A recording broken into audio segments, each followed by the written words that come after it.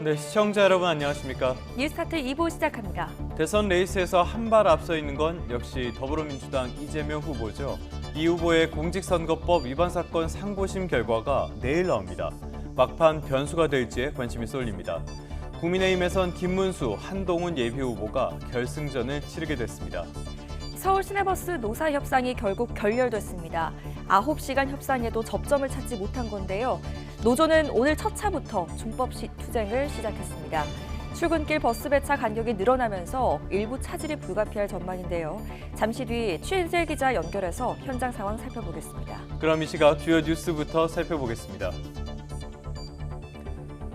서울 시내버스 노사 간 협상이 결렬됐습니다. 노조가 오늘 새벽 첫 차부터 준법 투쟁에 돌입했는데 운행 지연에 따른 출근길 시민 불편이 우려됩니다.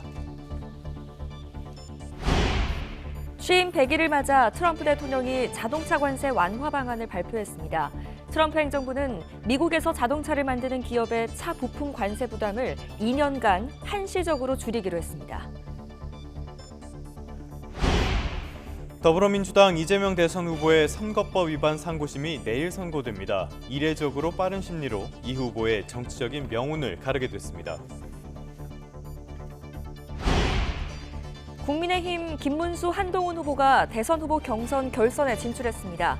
하지만 당 지도부가 단일화를 공식 언급하면서 누가 최종 후보가 되든 또 하나의 관문을 넘어야 할 것이라는 전망입니다.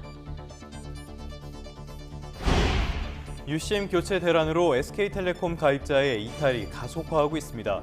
휴대전화 고유식별 번호는 유출되지 않았다는 1차 조사 결과에도 불안감은 여전합니다.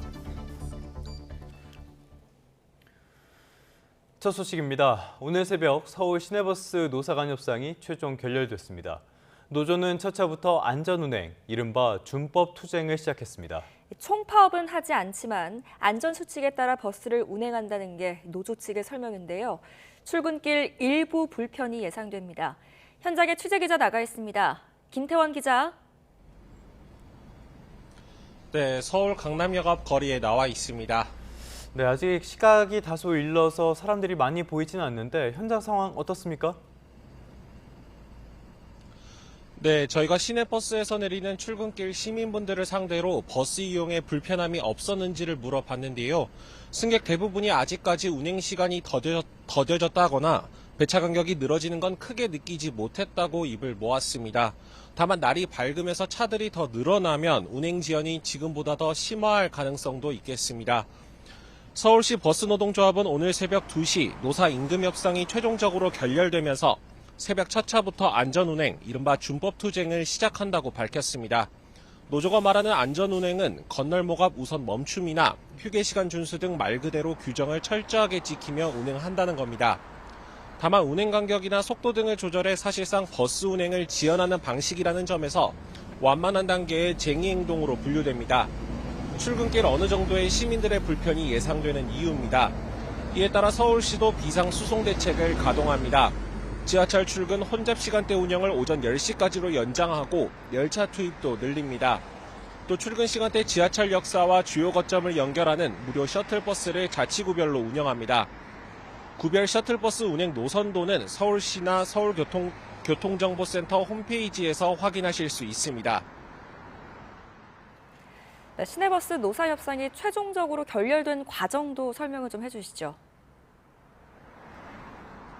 네, 서울 시내버스 노사는 어제 오후 5시쯤부터 9시간 동안 협상을 이어갔지만 끝내 합의점을 찾지는 못했습니다. 핵심 쟁점은 임금 인상 여부와 통상임금의 범위였는데요. 대법원 판결에 따라 정기 상여금을 통상임금에 반영하고 기본급도 인상할 필요가 있다는 노조 측의 입장과 통상임금 자체를 낮춰야 한다는 사측 주장이 평행선을 달린 것으로 알려졌습니다. 서울진호위에서 오늘 새벽 0시쯤 올해 임금을 동결하자는 조정안을 제시했지만 양측 모두 거부했다는 게 노조 측의 설명입니다. 이에 따라 진호위가 오늘 새벽 2시쯤 양측이 합의에 이르기 어렵다고 보고 조정 중지를 결정한 상태입니다. 노조는 다만 작년 말과 같은 총파업은 일단 유보하고 사측과 서울시의 성실한 교섭을 먼저 촉구하겠다는 입장입니다. 현재 노사 간 추가 교섭 일정은 잡히지 않았는데 갈등이 이어진다면 파업으로 쟁의행위가 바뀔 가능성도 배제하기는 어려운 상황입니다. 다만 서울시도 조속하고 원만한 노사 합의를 위해 총력을 기울이겠다고 밝힌 만큼 극적 타결 가능성도 열어놓고 상황을 더 지켜볼 필요가 있겠습니다. 지금까지 서울 강남역 거리에서 YTN 김태원입니다. 어쩌면 이번 대선 전국의 최대 변수가 될 것 같습니다. 더불어민주당 이재명 대선 후보의 선거법 위반 사건 상고심 결과가 내일 나옵니다. 이례적으로 빠른 심리라는 평가가 나오고 있습니다. 김영수 기자가 보도합니다. 대법원이 다음 달 1일 민주당 이재명 대선 후보의 선거법 위반 사건 최종 판단을 내립니다. 오후 3시 대법정에서 선고기일이 진행됩니다. 대법원 전원합의체에 회부된 지 9일 만이자 2심에서 무죄가 선고된 지 36일 만에 상고심 결과가 나오는 겁니다. 이 후보의 선거법 위반 사건은 지난 22일 대법원 2부에 배당됐고 곧바로 전원합의체로 넘겨졌습니다. 첫 합의기일도 당일 열렸는데 여기서 중앙선관위원장을 겸직하고 있는 노태학 대법관의 회피 신청이 인용됐습니다. 이틀 뒤엔 두 번째 합의기일이 열렸습니다. 조희대 대법원장이 전체 대법관들의 의견을 수렴해 전원합의체 회부를 결정한 걸로 파악됐는데 이례적인 심리 속도에도 의중이 반영됐다는 분석이 나옵니다. 조 대법원장은 임기 초부터 선거법 사건의 경우 1심은 6개월, 2심과 3심은 각각 3개월 안에 끝내야 한다는 이른바 633 원칙을 강조해왔습니다. 이 후보는 지난 2021년 대선 과정에서 허위 사실을 공표해 공직선거법을 위반한 혐의로 재판에 넘겨져 1심에서 징역 1년에 집행유예 2년, 당선 무효형을 선고받았지만 2심에선 무죄가 내려졌습니다. 조 대법원장을 포함해 12명 대법관의 과반 의견으로 선고를 내리게 되는데 선고기일은 유튜브 등을 통해 생중계될 예정입니다. YTN 김영수입니다. 대법원은 어떤 결론을 내리게 될까요? 시나리오는 3가지입니다. 이 결론에 따라서 어떤 파장이 있을지 엄윤주 기자가 정리했습니다. 대법원이 내릴 수 있는 결론은 3가지입니다. 먼저 전원합의체가 지난달 나온 선거법 사건 2심 선고에 문제가 없다고 판단한다면 상고는 기각됩니다. 이 경우 무죄가 최종 확정되고 이재명 후보의 대선 가도에도 청신호가 켜질 거란 분석이 나옵니다. 반면 2심 선고에 법리 오해 등 문제가 있다고 본다면 대법원은 2심 판결을 깨고 유죄 취지로 사건을 서울고등법원으로 돌려보내게 됩니다. 파기환송 재판에 시일이 걸리는 만큼 대선 레이스 자체에는 지장이 없겠지만 곧장 사법 리스크를 고리로 정치적 공방에 휘말릴 가능성이 큽니다. 일각에서는 대통령에 당선되더라도 자격 논란이 이어질 수 있다는 전망도 내놓고 있습니다. 또 하나의 가능성은 파기 자판입니다. 대법원이 2심 무죄 선고를 깨고 파기환송심 없이 직접 형가 지정에 선고하는 건데 가능성이 매우 작다는 게 법조계의 중론입니다. 파기자판은 공소시효가 지났거나 중복 기소가 확인돼 면소 또는 공소기각이 필요한 경우 등에만 지극히 예외적으로 이뤄져 왔기 때문입니다. 나아가 파기환송이라는 절차가 있는데도 대법원이 파기자판을 통해 형을 결정한다면 불필요한 정치적 오해를 불러일으킬 거란 지적도 존재합니다. YTN 엄윤주입니다.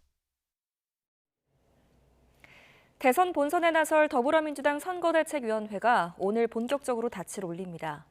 아직 최종적으로 확정되지는 않았지만 흘러나오는 선대위 구성 면면을 들여다보면 이재명 후보가 그동안 줄곧 강조해왔던 통합에 방점이 찍혔다는 평가가 나옵니다.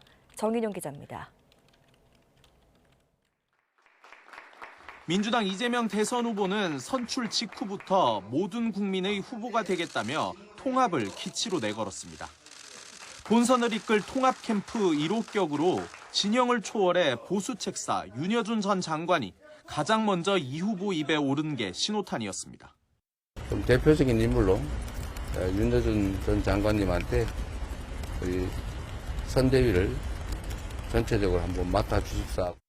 중간중간에 이제 선거 때가 되면 제가 좀 어떤 역할을 해줬으면 하는 그런 의사표시를 하시더라고요. 뭐 당선이 될 가능성이 높은 분이니까 가능한 그분이 좋은 대통령이 되게 하는 노력을 할 필요.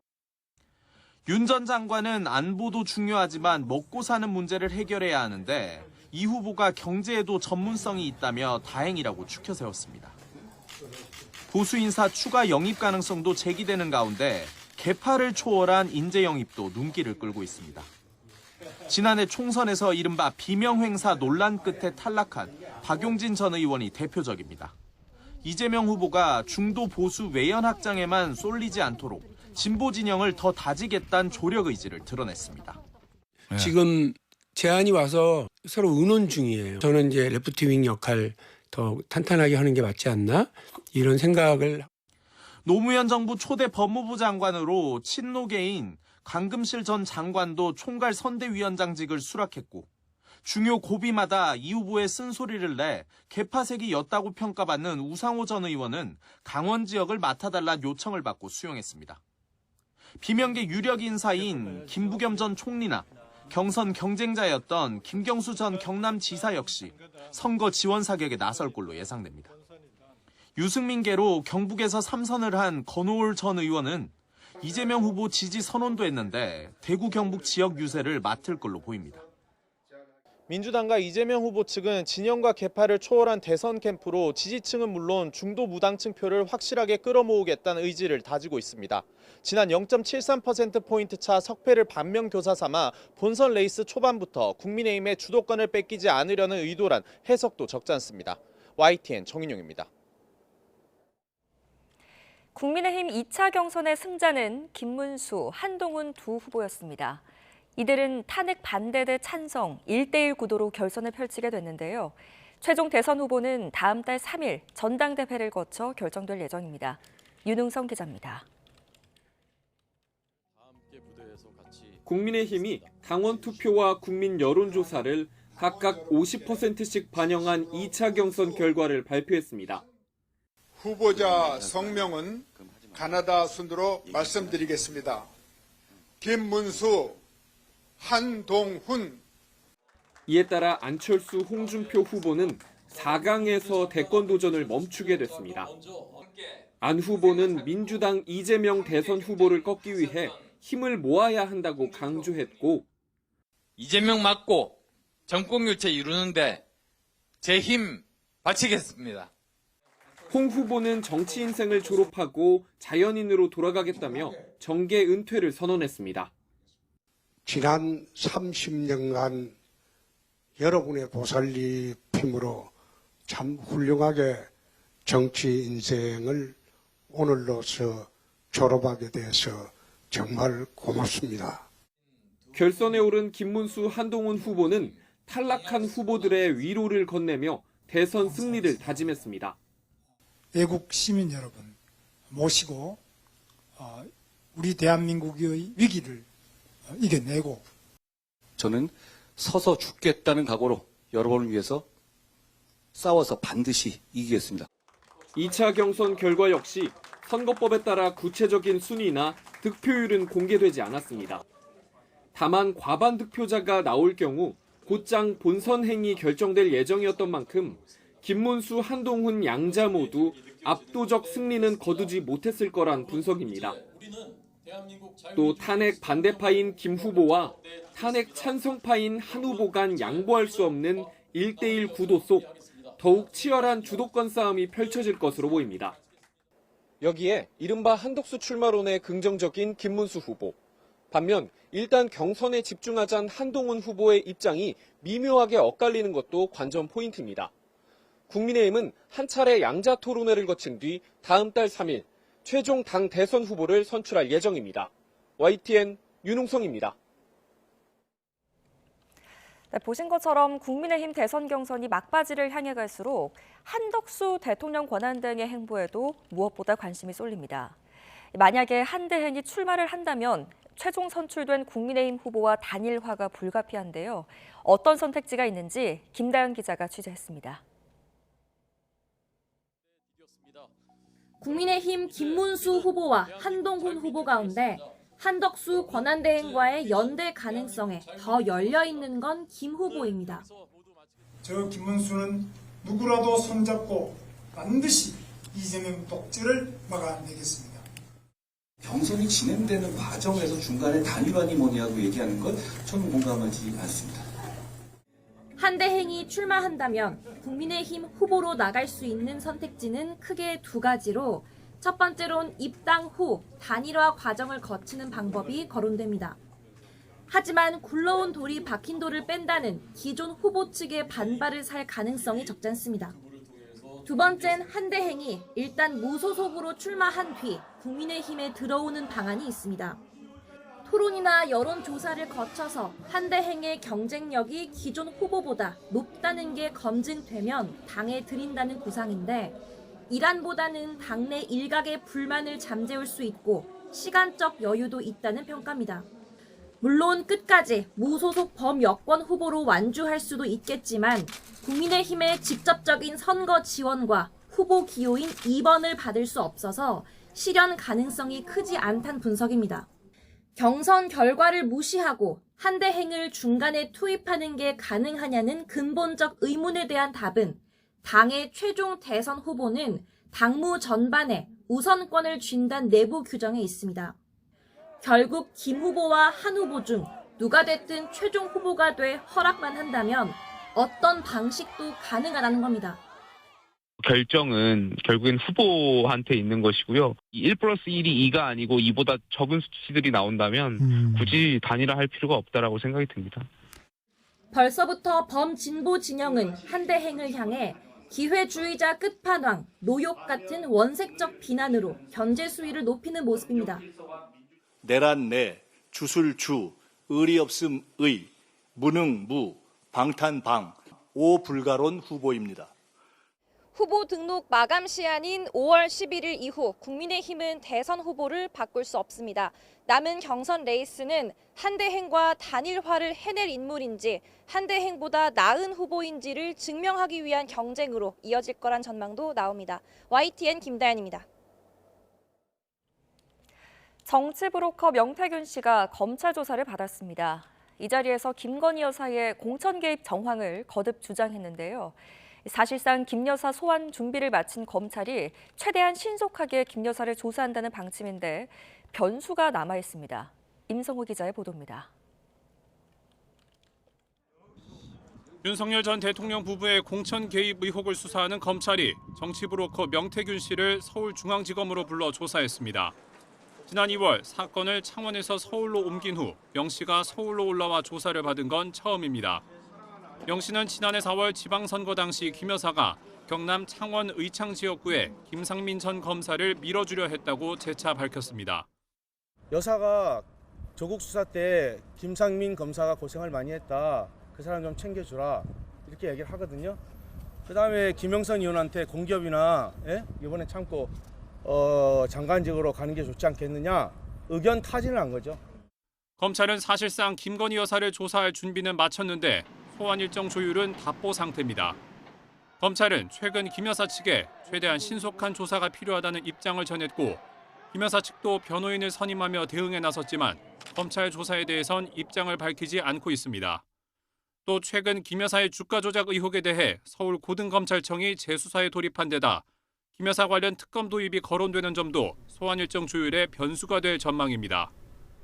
이런 가운데 검찰은 일단 명 씨를 상대로 오세훈 서울시장에 연루된 여론조사 대납 의혹과 관련한 사실관계를 집중적으로 추궁했습니다. 오세훈 시장과 대납은 벌써 끝난 거 아니에요? 오늘 확인 작업 다 끝났는데. 검찰이 연이틀 명 씨를 불러 조사를 진행하기로 한 가운데 윤 전 대통령 부부의 공천 개입 의혹과 관련해서도 구체적인 진술이 이루어질지 관심입니다. YTN 임성호입니다. 다음 소식입니다. 북한군의 파병을 공식적으로 인정한 러시아가 북한군이 쿠르스크 탈환 작전에 참여하는 실전 영상도 공개했습니다. 앞으로 북한군이 쿠르스크에서 다른 전선으로 다시 배치될 가능성도 제기되는데요. 우크라이나는 북한과 러시아에 대한 제재 강화를 촉구했습니다. 런던에서 조수연 특파원입니다. 북한군 병사들이 폐허가 된 건물에서 러시아군과 함께 표적을 향해 사격을 가합니다.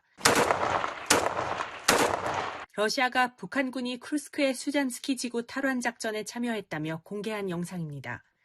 영상에는 러시아군이 러시아 국기를 건물에 꽂은 데 이어 북한군이 옛 소련을 상징하는 붉은 깃발을 흔든 뒤 꽂고 서로 포옹하는 장면도 담겼습니다. 앞서 러시아는 북한군이 쿠르스크에서 자국 교관과 훈련하는 모습도 처음으로 공개했습니다.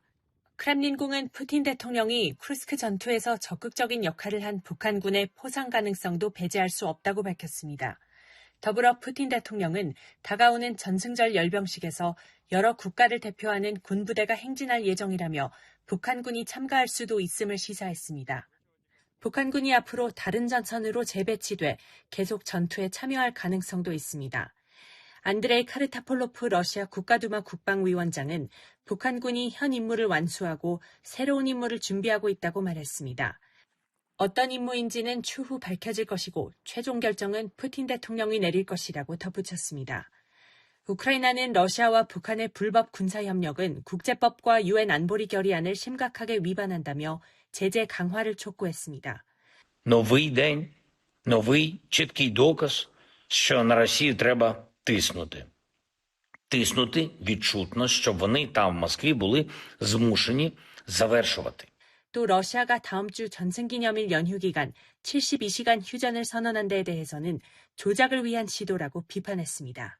양측이 휴전에 대한 접점을 찾지 못하는 가운데 일각에서는 북한군의 파병 규모가 최대 5만 명에 이른다는 관측도 나오고 있어서 향후 역할에 관심이 쏠립니다. 런던에서 YTN 조수현입니다. 통일부는 북한과 러시아가 북한군의 러시아 파병을 공식 인정하면서 우크라이나군에 생포된 북한군의 지위가 공식적인 전쟁 포로가 될 것으로 내다봤습니다. 통일부 당국자는 기자들과 만나 북한이 공식 참전을 시인하면서 교전 당사국이 됐다며 생포된 북한군도 공식적인 전쟁 포로 지위를 얻은 것으로 볼 수 있다고 말했습니다.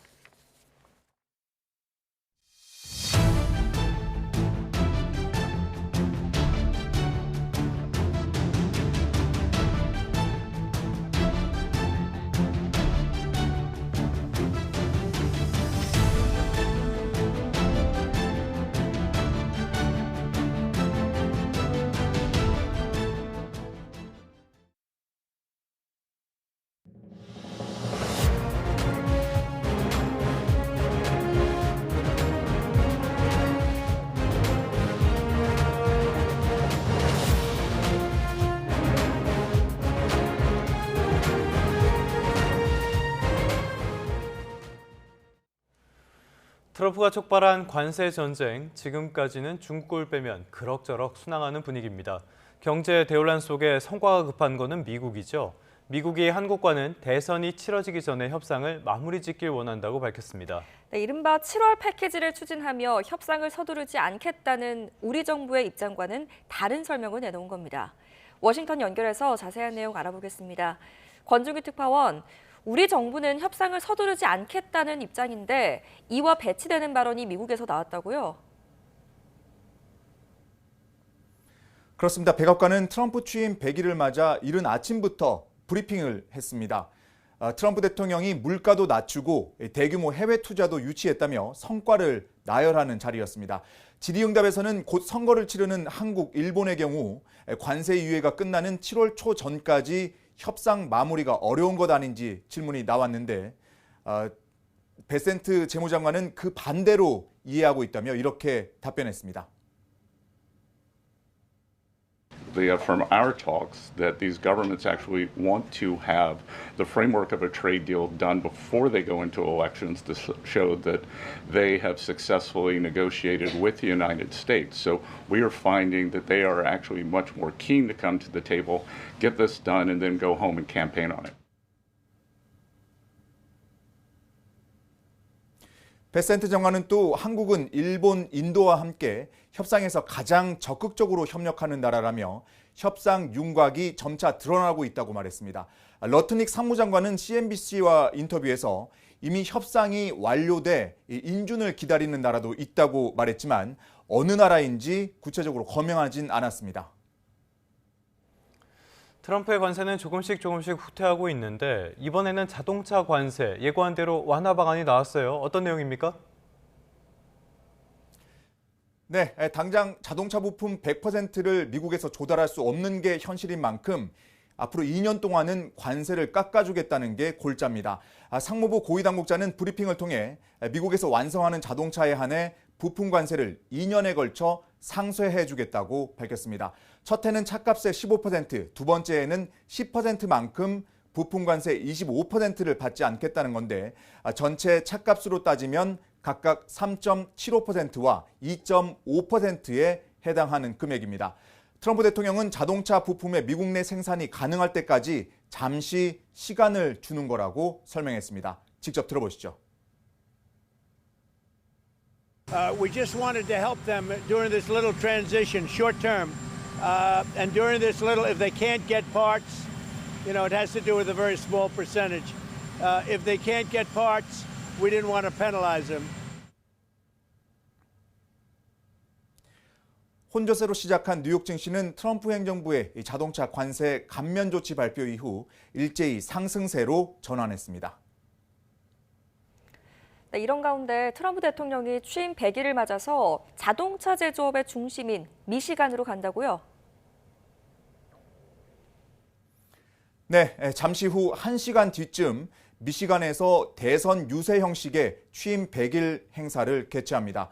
미시간은 지난 대선에서 트럼프에게 큰 승리를 안긴 경합주이자 미국 자동차 산업의 중심인 곳입니다. 트럼프 대통령은 자신의 관세 정책이 제조업 부흥을 위한 것이라는 점을 내세우는 한편 블루칼라 노동자들의 지지를 잊지 않았다는 점을 강조할 것으로 보입니다. 하지만 각종 언론에서 역대 최악의 취임 100일 지지율을 발표한 데다 오늘은 소비자 심리도 급격히 악화한 것으로 나타났습니다. 4월 미국 소비자 심리 지수가 5달 연속 떨어졌고 특히 기대 지수는 13년 만에 최저로 나타나 트럼프 관세로 인한 불안 심리가 반영된 것으로 분석됐습니다. 지금까지 워싱턴에서 전해드렸습니다. 트럼프 2기 행정부의 마쿠 실세라는 평가를 받는 인물이죠. 트럼프의 장남인 트럼프 주니어가 우리나라를 찾았습니다. 오늘까지 서울에 머물면서 재계 총수들을 만날 예정입니다. 한미 간의 경제 협력이라든지 또 미국발 관세 이슈에 어떤 파장을 미칠지 관심입니다. 황혜경 기자가 보도합니다. 트럼프 주니어가 김포공항의 모습을 드러냈습니다. 트럼프 주니어의 방한은 작년 8월 이후 8개월 만 트럼프 대통령 취임 이후로는 첫 방문입니다. 이번 방한은 친분이 두터운 것으로 알려진 정용진 신세계그룹 회장 초청으로 성사됐는데 트럼프 주니어는 1박 2일을 서울에 머물며 국내 주요 그룹 총수들을 비공개 개별 면담할 예정입니다. 대상과 규모는 베일에 쌓여 있는데 업계에서는 삼성 이재용 회장과 SK 최태원 회장, 한화 김동관 부회장 등이 주니어와 만날 것으로 알려졌습니다. 트럼프 주니어와 역시 친분이 있는 현대차 정의선 회장이나 해외 출장 중인 롯데 신동빈 회장 등은 이번에 만나지 않고 정관계 인사와도 접촉하지 않을 것으로 보입니다. IT 분야 협력을 위해 네이버 이혜진 의장과는 면담이 확정된 것으로 전해집니다. 트럼프 주니어는 트럼프 대통령의 장남으로 부친의 신임이 두터운 것으로 알려져 있습니다. 특히 JD 벤스 상원 의원을 부통령으로 추천한 것도 트럼프 주니어로 미국 내에서는 주니어가 트럼프 대통령의 주요 결정에 영향력을 미치는 것으로 보고 있습니다. 때문에 한미 간 관세 협상이 본궤도에 올라 있는 만큼 트럼프 주니어와 재계 총수들과의 릴레이 회동에 관심이 더욱 집중되고 있습니다. YTN 황혜경입니다. 다시 대선 전국으로 가보겠습니다. 더불어민주당 이재명 대선 후보의 선거법 위반 사건에 대한 대법원의 판단이 내일 나옵니다. 어떤 결과가 나오든 대선에 영향을 미칠 수밖에 없을 텐데요. 핵심 쟁점은 어떤 건지 권준수 기자가 정리했습니다. 이재명 민주당 대선 후보의 공직선거법 위반 사건은 지난 2021년 대선 과정에서 불거졌습니다. 검찰은 이 후보가 방송 출연에서 고 김문기 성남도시개발공사 1처장을 몰랐다거나 국정감사에서 백현동 용도 변경과 관련해 국토부에 협박이 있었다고 한 발언을 문제 삼았습니다. 결국 검찰은 지난 2022년 이 후보를 공직선거법상 허위사실 공표 혐의로 기소했습니다. 서울중앙지방법원 1심 재판부는 기소 2년 만인 지난해 11월 이 후보에게 징역 1년에 집행유예 2년의 당선 무효형을 선고했습니다. 특히 이 후보가 김 전 차장과 함께 골프장에서 찍힌 사진을 두고 조작됐다고 말한 것은 골프를 친 적이 없다는 취지라며 허위 발언으로 판단했습니다. 또 경기도 국정감사장에서 성남시 백현동 한국식품연구원 부지 용도 변경과 관련해 국토교통부가 의무 조항을 근거로 압박했다고 말한 부분도 유죄로 인정했습니다. 현실의 법정은 아직 2번 더 남아있고 그리고 민심과 역사의 법정은 영원합니다. 하지만 2심 재판부 판단은 완전히 뒤집혀 모든 혐의에 대해 무죄를 선고했습니다. 서울고등법원은 이 후보의 김 전 처장 언급은 행위가 아닌 인식에 관한 발언이고 백현동 발언은 전체적인 의견 표명으로 봐야 한다며 처벌할 수 없다고 봤습니다. 검찰도 자신들의 행위를 좀 되돌아보고 더 이상 이런 국력 낭비하지 않기를 바랍니다. 사필 기정 아니겠습니까? 1심 당선 무효형, 2심 무죄라는 극적인 반전에 이어 이례적으로 신속하게 잡힌 대법원 선고에서도 관련 쟁점을 따져볼 것으로 예상됩니다. 특히 행위가 아닌 인식이었고 의견 표명에 가깝다는 2심 재판부의 판단을 어떻게 정리할지 관심입니다. 또 대통령에 당선될 경우 불소추 특권이 적용돼 재판이 중단되는지 아니면 계속 진행할지 여부에 대한 결정까지 내릴지도 주목됩니다. YTN 권윤수입니다. 대법원 선고일 지정 예상보다 상당히 빠르게 나왔습니다. 대선을 앞둔 정치권도 촉각을 곤두세우고 있습니다. 국민의힘은 진실이 거짓을 이기는 심판의 날이 되길 바란다고 밝혔고요. 당사자인 이재명 후보는 법대로 할 것이라는 짧은 입장을 내놨습니다. 홍민기 기자입니다. 국민의힘은 대법원이 민주당 이재명 대선 후보의 선거법 상고심에 조속한 판단을 내리기로 한 건 다행이라고 밝혔습니다. 선거 공정성을 정면으로 침해한 중대한 사안이라며 대선 전에 이 후보가 법의 심판을 받도록 한 건 당연한 일이라고 평가했습니다. 이제는 뒤로 미룰 수도 피해갈 수도 없는 심판의 시간이라며 진실이 거짓을 이기는 날이 되어야 한다고 강조했습니다. 대법원은 흔들림 없이 정치적 고려 없이 오로지 법과 양심에 따라서 판단해 주시길 바랍니다.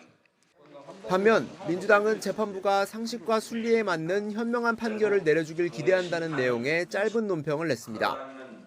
당내 전반적으로는 대법원의 빠른 선고가 오히려 이 후보의 2심 무죄를 확정하려는 게 아니냐는 기대감이 적지 않습니다.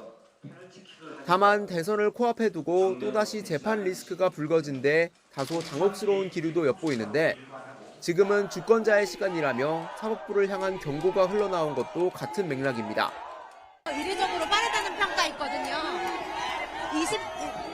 법대로 하겠지요. 결론이 어떻게 나오든 이재명 후보의 대법원 판결은 대선 전국 최대 분수령이 되리란 전망입니다. YTN 홍익입니다.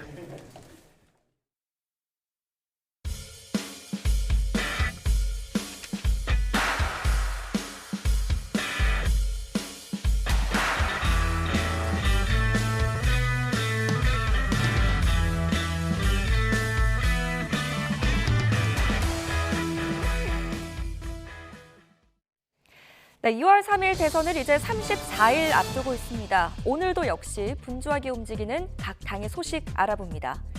더불어민주당은 오늘 대선 본선을 치를 중앙선거대책위원회를 출범시킵니다. 민주당은 이재명 대선 후보와 선대위 지도부, 또 의원들과 지역위원장 등이 참석한 가운데 21대 대선 중앙선대위 출범식을 열고 이 자리에서 구체적인 인선을 발표하게 됩니다. 보수 책사로 불리는 윤여준 전 환경부 장관과 노무현 정부 초대 법무부 장관인 강금실 전 장관 등이 공동 총괄 선대위원장 역할을 맡을 전망입니다. 또한 김부겸 전 국무총리도 공동 총괄 선대위원장으로 참여하고요. 대선 경선에 참여했던 김경수 전 경남지사 측도 김 전 지사가 총괄 선대위원장으로 선대위에 합류한다고 전했습니다. 한편 이재명 대선 후보는 오늘 퇴근길에 직장인들을 만나 솔직하고 담백한 직장 생활에 관해서 이야기를 나눌 예정이라고 밝혔습니다. 국민의힘 소식 알아봅니다. 국민의힘은 대선 후보를 2명으로 압축하면서 최종 경선 레이스에 돌입한 가운데 오늘은 김문수, 한동훈 후보의 양자 토론이 진행됩니다. 두 후보는 민주당 이재명 후보에 맞설 본선 경쟁력과 또 각종 정책 비전, 출마 가능성이 거론되는 한덕수 대통령 권한대행과의 단일화 문제 등을 놓고 토론을 펼칠 예정인데요.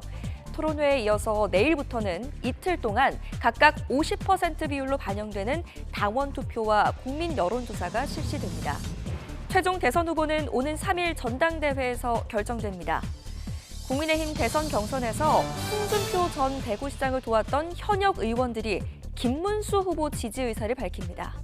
김문수 후보 캠프는 김대식, 김위상, 백종헌, 유상범 의원이 오늘 서울 여의도 대하빌딩에서 지지 선언을 할 예정이라고 알렸습니다.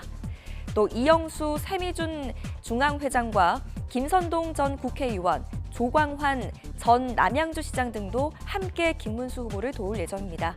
지금까지 대선 소식이었습니다. 국민의힘 대선 경선에서 탈락한 홍준표 후보는 평범한 시민으로 돌아가겠다면서 정계 은퇴를 선언했습니다. 마지막 대권 도전이 마무리되면서 30년의 정치 인생도 막을 내리게 됐습니다. 손효정 기자입니다. 국민의힘 경선 4강전에서 고배를 마시며 대권 도전의 꿈이 끝내 무산된 홍준표 후보.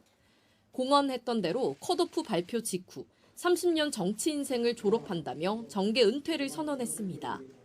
이번 대선에서 자신의 역할은 여기까지라며 당을 떠나겠다는 뜻도 밝혔습니다. 이제 저는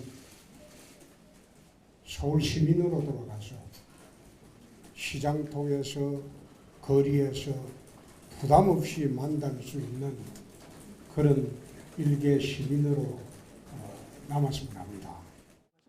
모래시계 검사로 이름을 알렸던 홍 후보는 김영삼 전 대통령의 권유로 정계에 입문한 뒤 30년 동안 누구보다 화려한 이력을 쌓아왔습니다. 오선 국회의원에 이어 2차례 보수정당의 수장, 경남지사와 대구광역시장까지 굵직한 당직과 선출직 타이틀을 수집하며 보수 대표 정치인이 됐습니다. 이른이라는 고령에도 홍카콜라, 스트롱맨이라는 별명에 더해 소탈하고 친근한 이미지를 내세우며 2030 세대의 지지를 받았습니다. 꼰대 맞죠? 나이 70이니까 꼰대가 맞죠? 켄터키 치킨에 나오는 그 할아버지 있죠? 그것처럼 친근한 할배로 그래 보는 것 같습니다. 네 번째이자 마지막 대선 출사표를 던지며 홍 후보는 대구시장직 사퇴라는 배수의 진을 쳤지만 이번에는 경선의 문턱을 넘지 못했습니다. 경선 초반 경륜과 인지도로 본선행을 자신했지만 한덕수 대통령 권한대행 출마라는 변수로 지지세가 흔들렸습니다. 뒤늦게 한대행과의 단일화의 찬성으로 돌아서도 단일화 이슈를 선점한 김문수 후보를 넘어서기엔 역부족이었단 분석입니다. 더구나 탄핵 반대파 표가 양분되면서 탄핵 찬성 측 한동훈 후보에게마저 밀려났습니다. YTN 손효정입니다. 더불어민주당 내에선 차기 정부를 어떻게 이끌어갈 것인지 이른바 정부 조직 개편 논의에 불이 붙고 있습니다. 검찰 개혁을 비롯해서 기획재정부를 재편하는 방안을 적극적으로 검토하고 있습니다. 황보혜경 기자입니다. 그간 정치검찰의 부당한 수사를 주장해온 민주당으로선 집권 시 검찰개혁은 상수라는 전망이 지배적입니다. 당내 경선에 나섰던 후보들도 검찰 수사권과 기소권을 분리해 권한을 축소하자는 데엔 한 목소리를 냈습니다. 저도 법조인으로 법률가로 수십 년을 살았는데 이런 검찰을 본 일이 없어요. 기소권과 수사권을 동시에 갖는 그런 시스템을 이제는 정말 끝내야 되더라고 봅니다. 경제부처 가운데에선 기획재정부의 권한을 분산하는 방안이 최우선 과제로 논의되고 있습니다. 기재부가 예산 편성과 경제정책 수립 권한을 모두 쥐고 있어 정부 위의 정부로 군림하고 있다는 지적입니다. 정부 부처에 왕노릇을 하고 있다는 그런 지적들이 상당히 있습니다. 그 문제점들은 저도 일부 공감하는 바가 있는데 과거 노무현 정부 시절처럼 기획예산처와 재정경제부로 나누는 방안이 검토되는데 관건은 예산 편성권을 가진 기획예산처를 대통령실 산하에 둘지 국무총리실 아래로 둘지입니다. 이에 이재명 후보 캠프 핵심 관계자는 대통령실 아래에 예산기능 조직을 두는 건 국민 감정에 맞지 않고 어차피 행정부 수장이 대통령인 만큼 실효성도 없을 거라 분석했습니다.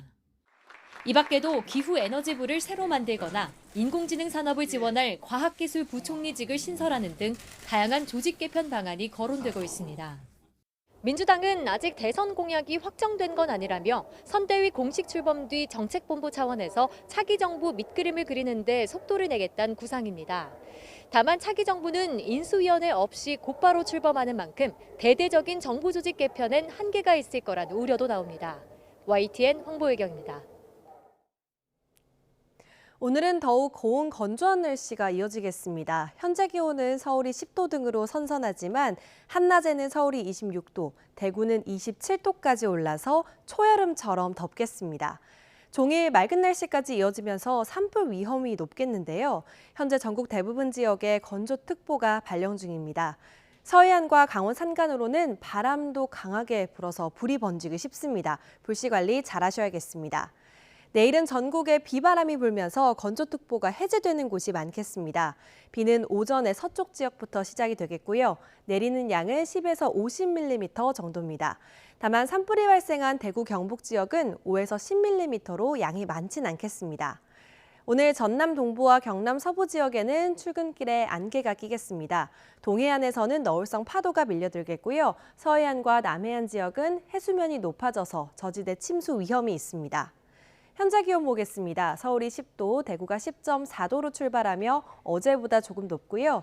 서울이 26도, 대구가 27도, 광주도 27도까지 올라서 한낮에는 덥겠습니다. 날씨였습니다.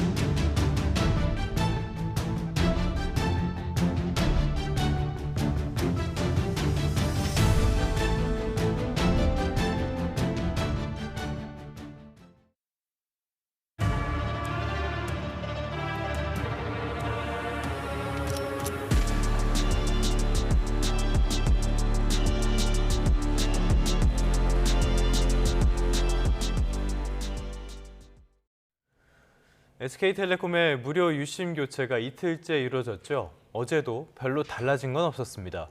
유심 재고 부족으로 많은 가입자들은 또 허탕을 쳤습니다. 불안감에 SKT를 떠나 다른 통신사로 옮기는 사람들도 늘고 있습니다. 최하영 기자가 보도합니다. 오전 9시 SKT 대리점 앞. 매장이 문을 열기도 전에 100명이 넘는 가입자들이 줄을 섰습니다. 유심 교체 첫날 허탕을 치고 새벽같이 서두른 가입자도 있습니다. 오늘 아침 9시 반에 문을 연다고 했는데 그때 오면은 번호표를 못 받을 것 같아서 잠 안 자고 5시 준비해서 6시에 도착했습니다. 하지만 50명으로 제한된 수량의 절반 이상은 빈손으로 돌아갔습니다. 유심 카드가 많이 안 들어와서 현재 대기줄은 50명밖에 안 됩니다. 3시간을 기다린 가입자는 끝내 분통을 터뜨렸습니다. 그러니까 9시 전에 이미 안에 직원이 계셨어요. 그러면 안에 미리 나와가지고 말씀을 해주시면 저희가 이렇게 오래 기다릴 일이 없는. 이런 상황은 SKT 대리점 곳곳에서 벌어졌습니다. 유심 정보 유출도 모자라 유심 교체까지 M1 가입자들만 고생한다는 볼멘 소리도 나옵니다. 저뿐만 아니라 모든 사람들이 상당히 불안해하고 불편하고 번거롭게 모든 시간 다 빼앗기고 그러는 거는 좀 아닌 것 같습니다. 소비자들이 나와서 무작정 기다려야 되고 시간 버려야 되고 이렇게 이런 힘도 버려야 되고 이런 부분 너무 불편하다 이런 얘기들 많이 불만을 많이 토로하시더라고요. SKT 가입자들의 불만이 커지는 가운데 유심 교체 첫날에만 3만 4천여 명이 KT와 LG U+로 옮겨갔습니다. 사태가 계속되면 이탈 규모도 더 커질 것으로 보입니다. 이런 상황에서 이번에 해킹 공격으로 SKT에서 빠져나간 정보가 9.7GB에 달하는 것으로 나타났습니다. 문서 파일로 환산하면 270만 쪽에 달하는 방대한 양입니다. 정부가 민관합동조사단을 꾸려 피해 규모와 해킹 원인 파악에 나선 가운데 결과가 나오기까지 길게는 1년 이상 걸릴 수도 있다는 전망도 나옵니다. YTN 최아영입니다. SK텔레콤 보안 사고의 불똥은 정부 부처로도 튀었습니다. 업무용 전화기나 태블릿에 SKT 유심을 쓰는 곳이 대부분인데 국가정보원은 정부 모든 부처와 지자체에 SKT 유심 교체를 권고했습니다. 홍선기 기자의 보도입니다. 외교부는 최근 업무용 휴대전화와 태블릿에 대한 유심 교체 작업에 들어간 걸로 확인됐습니다. 외교부 당국자는 외교부 업무용 휴대전화는 계약을 통해 SKT만 쓰고 있다며 모든 업무용 스마트폰은 물론 태블릿까지 유심을 교체하고 있다고 밝혔습니다. 이미 1차 교체 작업은 완료했고 나머지 기기들에 대한 2차 교체 작업을 위해 SKT 측과 일정을 협의하고 있다고 설명했습니다. 앞서 국가정보원은 정부 모든 부처는 물론 17개 광역자치단체와 교육청에 SKT 유심을 교체하라고 권고하는 공문을 보낸 것으로 확인됐습니다. 당장 교체가 어렵다면 유심 보호 서비스라도 가입하라는 내용도 담겼습니다. 유심 정보를 이용해 복제폰을 만들 경우 해당 기기에 담긴 정보가 유출될 우려가 있기 때문입니다. 국방부는 군 장병들의 휴대전화 유심 교체도 SKT 측과 협의하고 있습니다. 병영 생활을 하는 장병들은 유심을 바꾸고 싶어도 대리점 방문이 어렵기 때문입니다. 전방에 있는 장병들 또 대리점을 방문하기 어려운 병사들 그런 병사들이 좀 빠른 시일 내에 필요한 유심 교체를 할 수 있도록 각 부대별로 업체와 또는 대리점과 협조를 하고 있고 저희 국방부 차원에서도 대책을 강구하고 있습니다. 문제는 유심 재고입니다. 인간에서도 품귀 현상을 빚고 있는 상황에서 정부 부처와 지자체 그리고 군 장병들까지 일괄 교체를 추진하면서 교체 작업이 순탄치만은 않을 것으로 보입니다. YTN 홍선기입니다. SK텔레콤 해킹 사고에 대한 민관합동조사단의 1차 조사 결과 휴대전화의 고유 식별 번호는 유출되지 않은 것으로 확인됐습니다. 과학기술정보통신부는 민관합동 1차 조사 결과 단말기 고유 식별 번호가 유출되지 않아 유심 보호 서비스에 가입한 경우 유심 복제, 이른바 심 스와핑이 방지된다고 밝혔습니다. 유심 보호 서비스는 이용자 휴대전화와 정상 유심을 하나로 묶어서 관리하는 방식인데요. 유심을 복제해도 다른 기기에서는 통신 접근이 차단됩니다. 또 SK텔레콤에서 유출된 정보는 가입자 전화번호와 가입자 식별키 등 유심 복제에 활용될 수 있는 정보 4종과 유심 정보 처리 등에 필요한 관리용 정보 21종으로 파악됐습니다. 서울 시내버스 노사간 협상이 오늘 새벽 2시쯤 최종 결렬됐습니다. 이에 따라 서울시 버스 노동조합이 오늘 새벽 첫 차부터 준법 운행, 이른바 준법 투쟁을 시작했습니다. 이 준법 운행은 서울시가 요구하는 규정을 준수하면서 버스를 운행하는 방식인데요. 운행 간격이나 속도를 조절해 사실상 버스 운행을 지연한다는 점에서 완만한 쟁의 행동으로 분류됩니다. 노사 간 핵심 쟁점은 임금 인상 여부와 통상임금의 범위였는데 정기 상여금을 통상임금에 반영해야 한다는 노조 측의 입장과 통상임금 자체를 낮춰야 한다는 사측의 주장이 평행선을 달린 것으로 전해졌습니다. 노조는 다만 전면 파업은 유보하고 사측과 서울시에 성실 교섭을 촉구한다는 입장입니다. 4월 30일 수요일 미리 보는 오늘입니다. 자신이 다니던 고등학교 안팎에서 흉기를 휘둘러 교장과 행인 등 6명을 다치게 한 고등학생 A군에 대해 경찰이 구속영장을 신청했습니다. 영장 실질 심사는 오늘 오후 중에 진행되는데요. 결과는 밤 늦게 나올 것으로 보입니다. 올해 아파트와 같은 전국 공동주택 공시가격 변동률 상승폭이 3.65%로 결정됐습니다. 국토교통부는 올해 1월 1일 기준 공동주택 1,558만 가구의 공시가격을 오늘 공시합니다. 버거킹과 맥도날드, 롯데리아에 이어 쉐이크쉑도 1년 만에 일부 품목 가격을 인상합니다. 쉑버거는 300원 오른 9,200원이 되고 쉐이크는 100원 인상된 6,900원이 됩니다. 제26회 전주국제영화제가 오늘부터 개막합니다. 개막작에는 젊은 천재 감독으로 두각을 나타내고 있는 나도주대 콘티넨탈 25가 선정됐습니다. 국내에서 가장 오래된 축제인 전북 남원 춘향제가 오늘 광활로원 일원에서 개막해 일주일간 진행됩니다. 다음 달 8일부터 저녁 시간대에도 고궁의 정취를 느낄 수 있는 경복궁 야간 관람이 운영됩니다. 입장권 예매는 오늘부터 시작됩니다. 지금까지 미리 보는 오늘이었습니다. 다음 소식입니다. 정부가 지난해 하반기 수도권 분양단지를 점검해봤더니 부정청약 적발 건수가 390건으로 지난해 상반기 때보다 3배 이상이 늘었는데요. 허위로 결혼을 하거나 가점을 높이기 위해 가족을 위장 전입시키는 등 유형도 다양했습니다. 최두희 기자가 보도합니다. 남편, 세 자녀와 함께 경기도 용인에 사는 A씨. 청약 가점을 받으려 직계 존속을 부양하는 것처럼 가장하기 위해 다른 지역에 따로 사는 모친과 시어머니를 본인 집으로 위장 전입시켰습니다. 이후 A씨는 과천에서 청약 가점제 일반 공급으로 당첨됐습니다. 실제 부부가 아닌 B씨와 C씨, 하지만 예비 신혼부부로 위장해 인천 아파트의 신혼부부 특별 공급으로 청약한 뒤 당첨되자 계약과 혼인신고를 마쳤습니다. 그런 뒤 법원에 혼인 무효 확인 소송을 제기해 미혼자 신분을 회복했다가 적발됐습니다. 국토교통부가 지난해 하반기 수도권 분양단지 40곳을 점검했더니 이 같은 부정행위는 390건에 달했습니다. 본인, 직계존속 위장 전입은 물론 위장 결혼 이혼, 청약 자격 조작 등 유형도 다양했는데 이 가운데 직계존속 위장 전입이 가장 많았습니다. 지난해 상반기 점검 때보다 적발 건수가 3배 이상 대폭 늘었습니다. 국토부가 이번에 직계존속 위장 전입 여부를 파악하기 위해 건강보험 요양급여 내역까지 들여다봤기 때문입니다. 국토부는 앞으로 직계존속 등에 대한 건강보험 요양급여 내역 제출을 의무화하겠다는 방침입니다. 직계존속에 대한 건강보험 요양급여 내역 제출을 의무화해서 전체 분양단지에 대해서 부정청약 검증 시스템을 더욱 촘촘하게 구축할 예정입니다. 부정청약에 따른 여러 가지 불이익을 받지 않도록 각별히 주의해 주실 것을 당부드립니다. 이번에 적발된 청약자들이 주택법 위반으로 확정되면 3년 이하의 징역 또는 3천만 원 이하 벌금형을 받게 됩니다. 이와 함께 계약은 취소되고 10년간 청약 제한 조치도 취해질 예정입니다. YTN 최두입니다. 육군 수도군 단장이 비서실 근무자들에게 갑질을 해왔다는 의혹이 제기됐습니다.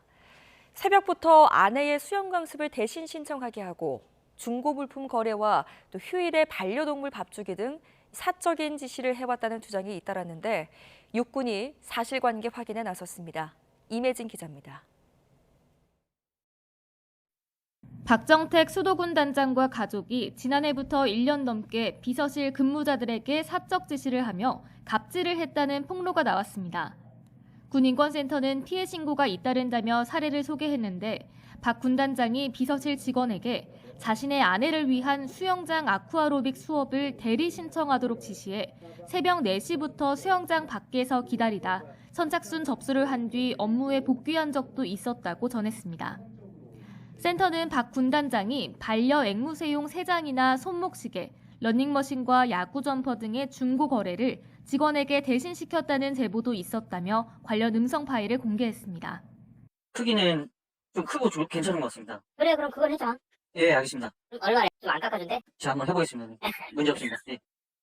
또 야구 등 운동 경기 VIP표를 구하라고 지시하고 관사 안에 있는 감나무에서 감을 따 간담회 때 제공하라는 지시가 있었다는 주장도 나왔습니다. 센터는 박 군 단장이 휴일에 쉬고 있는 직원에게 관사에 가서 반려동물 밥을 챙겨주라고 지시했다는 제보도 공개했습니다. 집에 가서 전화 좀 해줘. 예. 집을 두고 왔잖아, 지금. 예.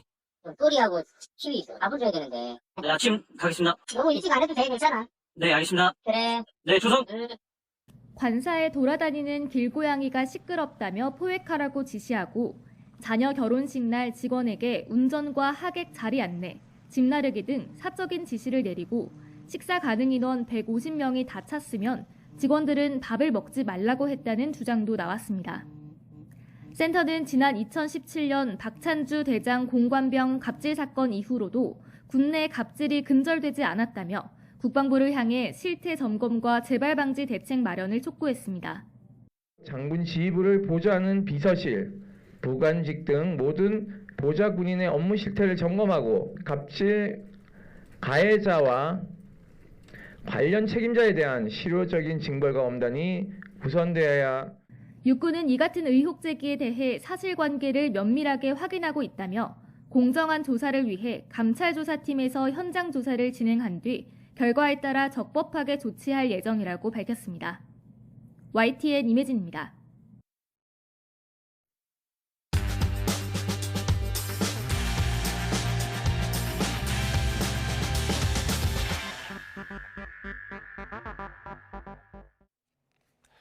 (4월 30일) 수요일 스타트 브리핑 시작합니다. 먼저 조선일보입니다. 스페인과 포르투갈에서 대규모 정전이 발생했습니다.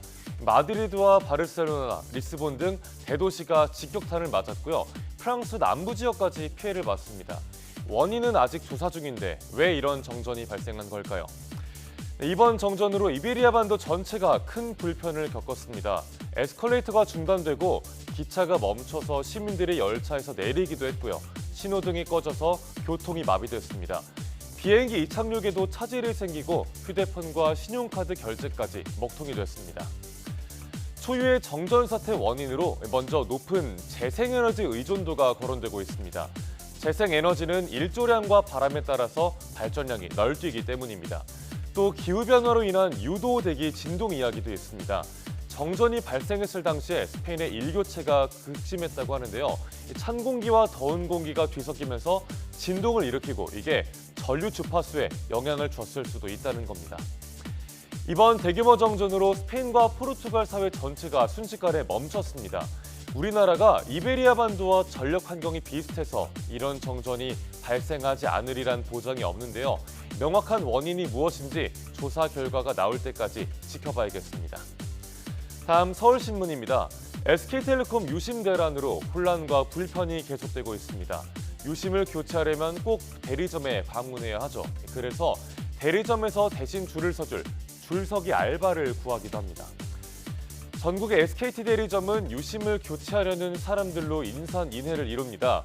오픈런 시간에 맞춰 줄을 서 있다가 교대를 해주면 2시간에 5만 원을 준다는 구인 글이 당근마켓에 올라왔습니다. 한정된 유심 재고 탓에 벌어진 진풍경입니다. 분개한 이용자들을 중심으로 집단행동도 이어지고 있습니다. 국회 청원도 나왔고요. 단체 소송을 신청한 사람만 1,300명이 넘는 상황입니다. 그런데 이번 유심 대란이 유독 더 버거운 사람들이 있습니다. 바로 신문을 오려들고 발품을 팔아도 막막한 고령층인데요. 이 디지털 취약계층의 혼란이 가중되고 있다는 한겨레 신문 기사 보겠습니다. 네, 어제 오후 서울의 한 SK텔레콤 대리점의 풍경입니다. 유심 교체 안내문을 한 어르신이 살펴보고 계십니다. 온라인 예약이니 유심보호 서비스 신청이니 일단 해야 한다고는 들었는데 방법이 어려우니까 대리점을 일단 찾는 분들이 많습니다. 잘못은 회사가 있는데 왜 우리가 불편해야 하냐는 하소연이 이어지고 있습니다. 따로 대처법을 안내받지 못해서 일단 휴대전화를 끄고 있겠다는 분들도 있습니다. 오죽 답답하면 신문 기사를 오려들고 대리점을 찾기도 합니다. 장애인들도 갑갑함을 호소하는 건 마찬가지인데요. 온라인 예약이나 유심 보호 서비스를 신청하려면 앱을 사용해야 하는데 시각장애인들은 앱 사용이 어려워서 불편을 겪습니다. 어제 오후 6시 기준 유심 교체를 마친 사람은 39만 6천 명. 하지만 SK텔레콤 가입자는 2,500만 명이죠. 유심 대란 당분간은 쭉 이어질 걸로 보입니다. 끝으로 중앙일보입니다. 대구 함지산에서 발생한 산불 23시간 만에 주불이 꺼졌습니다. 인명피해와 재산피해는 없었다고 하지만 민가가 몰린 곳까지 불길이 번져서 걱정이 컸는데요. 도시형 산불 공포가 점점 커지고 있다는 내용입니다. 그제 오후 대구광역시의 구암동으로 가보겠습니다. 산불이 인근 아파트 단지까지 다가온 모습인데요. 이번 산불로 대피 안내를 받은 주민만 약 6,500명. 대구 도심을 위협한 대형 산불은 36년 만입니다. 이런 도시형 산불 위험은 전국적으로 커지고 있습니다. 산림청은 우려 지역으로 서울, 인천, 부산, 또 대전과 대구 등 대도시를 꼽았습니다. 숲세권, 숲복지가 인기를 끌면서 숲을 낀 아파트 개발이 많아지고 있는데 실제로 산불이 도시로 번지거나 건축물 화재가 산림으로 옮겨보는 일도 늘고 있습니다. 하지만 우리나라는 도시형 산불 대비 체계가 없습니다. 산불은 산림청이, 일반 화재는 소방청이 맡는 시기이기 때문입니다. 건조한 날씨에 산불 위험이 큰데요. 도시형 산불에 대한 대비가 꼭 필요하겠죠. 산불이 건물로 번지지 않게 하고 인근 주민들에 대한 대피 교육이 있어야 한다는 전문가의 의견도 신문은 전하고 있습니다. 4월 30일 아침 신문 살펴봤습니다. 지금까지 스타트 브리핑이었습니다.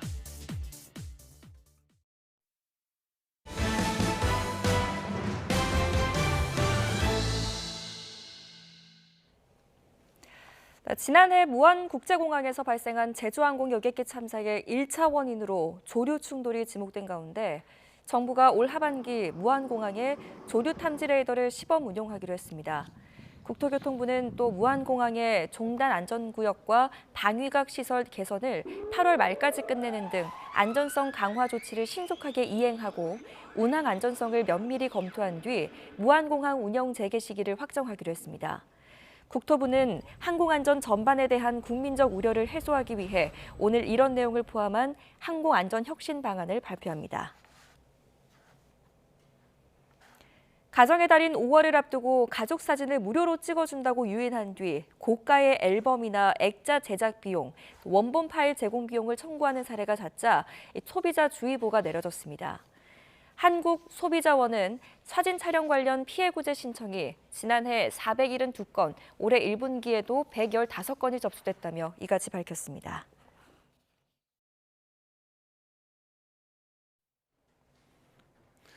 트럼프 2기가 출범한 지 딱 100일이 됐습니다. 이제 겨우 100일이 됐나 싶을 정도로 수많은 경제 정책을 쏟아졌죠. 그리고 이 정책 대부분은 시장에 부정적인 영향을 줬습니다. 그래도 최근 들어서는 트럼프가 관세 정책에서 조금씩 물러서다 보니까 시장도 반등을 꾀하는 분위기입니다. 간밤에 뉴욕 증시는 일제히 상승세로 거래를 마쳤습니다. 장중에 오르고 내리기를 반복했는데 오름폭 자체가 보시는 것처럼 그렇게까지 크진 않았습니다. 아무래도 트럼프가 촉발한 무역 전쟁이 중국을 제외하면 그럭저럭 협상이 진행되고 있다는 점을 반영한 결과로 풀이됩니다. 행정부에서는 개인 투자자들이 여전히 트럼프를 신뢰하고 있다고 주장했는데요. 중국과의 협상은 아직도 신경전 단계에 머물고 있습니다. 스콧 베선트 재무장관이 대중국 관세를 철폐할 책임은 중국에 있다는 말을 반복하기도 했는데요. 문제는 일단 저질러 놓은 관세가 단기는 물론이고 중장기적으로도 경제와 시장에 영향을 미칠 가능성이 대단히 크다는 점입니다. 월가에서는 관세 정책이 촉발한 혼란이 진정되기에는 이미 너무 늦어버렸고 미국 달러를 기반으로 하는 통화 질서 역시 붕괴하기 직전이라는 평가까지 나오고 있습니다. 간밤에는 눈에 띄는 경제 지표도 많이 있었습니다. 먼저 3월의 구인 건수입니다. 기업들의 구인이 719만 2천 건이었는데 지난해 9월 이후에 가장 적은 수준입니다. 시장의 예상치도 많이 밑돌았습니다. 4월 소비자 신뢰지수, 그러니까 미국 소비자들이 느끼는 경제 상황 지표는 또 급락했습니다. 한 달 전 93.9에서 86으로 추락했는데요. 이거는 코로나19 팬데믹 초기 이후에 가장 낮은 수준입니다. 3월의 상품 교역의 결과도 나빠졌습니다. 무역 수지 적자가 1,620억 달러로 집계가 됐는데요. 한 달 전보다 무려 9.6%나 급증했습니다. 트럼프 관세가 본격화하기 전에 제품을 앞다퉈서 수입한 영향이라고 볼 수가 있겠는데요. 결론적으로는 트럼프가 관세 정책에서 물러나고는 있다고 해도 이미 고용도, 소비시장도, 교역도 타격을 받기 시작했다는 뜻으로 볼 수 있겠습니다. 오늘의 특징 종목으로는 제너럴 모터스, 그러니까 GM을 준비했습니다. 트럼프 관세 정책은 하루에 한 걸음씩 뒤로 물러서고 있는데요. 가장 큰 문제라면 미국 내에서 여론이 급격히 나빠지고 있다는 점을 꼽을 수가 있겠죠. 특히 공화당의 전통적인 지지층이 관세 충격에 직격탄을 맞고 있는 게 뼈아플 겁니다. 이 가운데 하나가 자동차 산업인데요. 결국 자동차 관세에서도 한 발 물러섰습니다. 자동차 부품 관세 일부를 2년 동안 완화하는 내용의 행정명령에 서명을 한 거죠. 하지만 자동차 회사의 주가 반응은 뜨뜻미지근했습니다. 포드와 스텔란티스는 오르긴 올랐지만 아쉬운 수준이었고요. GM은 관세 정책의 변화를 고려해서 실적 발표를 다음 달로 미루겠다라고 발표를 하면서 주가는 약보합에 그쳤습니다. 트럼프의 관세 정책은 당장 미국에 충격을 주고 있습니다. 앞서서도 살펴봤지만 트럼프가 조금씩 물러서고 있다고 해도 이미 부정적인 여파는 물을 수가 없는 수준까지 와버렸죠. 그래서 시장의 본격적인 반등을 말하기에는 여전히 일러 보입니다. 지금까지 3분 뉴욕 증시였습니다. 오늘은 맑은 날씨 속에 기온이 크게 오르면서 낮 동안 덥겠습니다. 출근길인 지금은 서울 기온이 10도 정도로 선선한데요. 한낮이 되면 26도까지 올라 초여름 날씨를 보이겠습니다. 맑은 날씨에 기온이 크게 오르면서 대기도 더욱 건조해지겠는데요. 고온 건조한 만큼 야외에서는 불씨 관리 잘 하셔야겠습니다. 대기가 전국적으로 메말라 있습니다. 현재 전국 대부분 지역에서 건조특보가 발령 중인데요.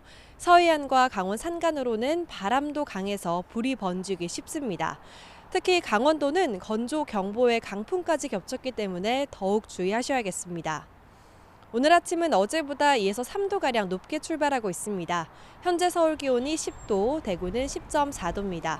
한낮에는 서울 26도, 광주와 대구 27도까지 올라서 덥겠습니다. 내일은 전국에 비바람이 몰아치며 건조특보가 해제되는 곳이 많겠습니다. 오전에 서쪽부터 비가 시작되겠고 내리는 양은 10에서 50mm 정도입니다. 다만 산불이 발생한 대구 경북 지역은 5에서 10mm로 비의 양이 많진 않겠습니다. 비가 내리면서 고온 현상은 누그러지겠고요. 이번 주말에는 경기 남부와 충청 이남에 비가 내릴 전망입니다.